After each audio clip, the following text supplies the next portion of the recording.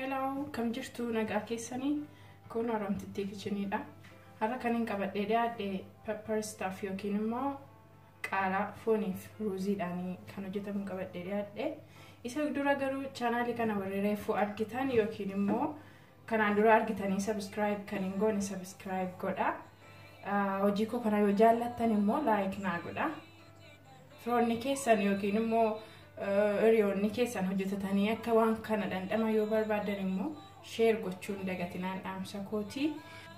Wantoonni nu barbaachisanii shunkurtii, qullubbii, hanqaaquu, formaajoo, foon, timaatimii, ruuziidhaa fi qaaraadha. Isaan kana walitti maneetu hojjennaa jechuudha. Amma gara hojiitti illeeta.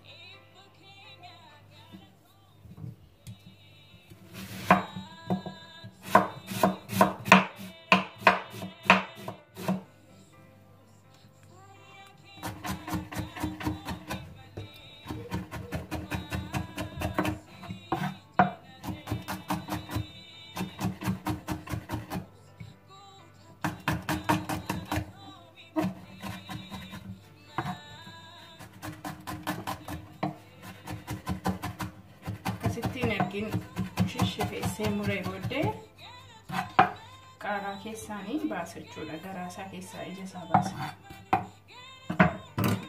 Kana keessaa jechuudha.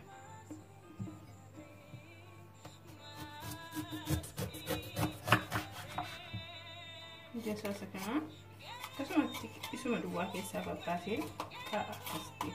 Qaaraa koo qulqulleessee raawwadheera. Amma wantoota keessa isaatti naquun waliin makaa jechuudha.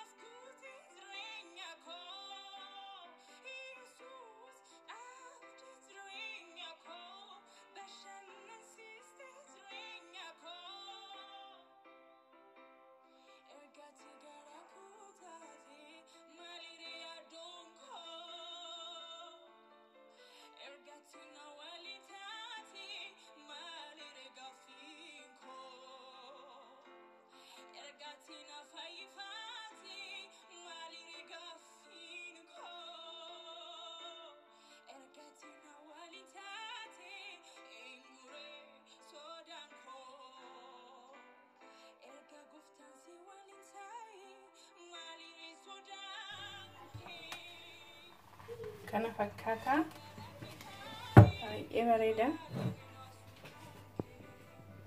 Foolii isaatu agartanii mana kana keessa baay'ee urgeesseera. Baay'ee bareeda.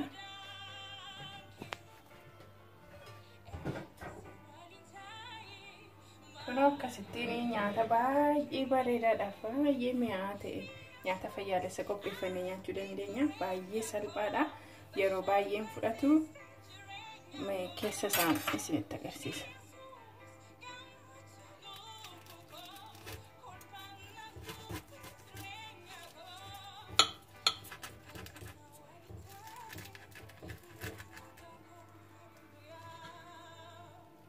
Kana fakkaata. Baay'ee urgaa. Argitanii timaatimiin sila jalatti naqee akka soosiitti fayyada jechuudha amma.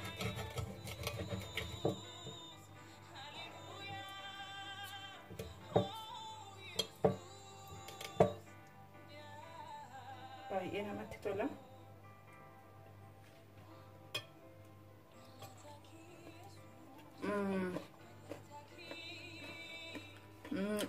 Wow. Dhugaa baay'ee mi'aa. Baay'ee namatti tola. Hojjedhadhaatii nyaadhaatti bohaara. Waan hordoftaniif baay'ee isaa galatooma. Gartanii achimmoo qoqqocaatu jira. Baay'ee mi'aa itti bohaaraan dhaamsa kooti nagaatti.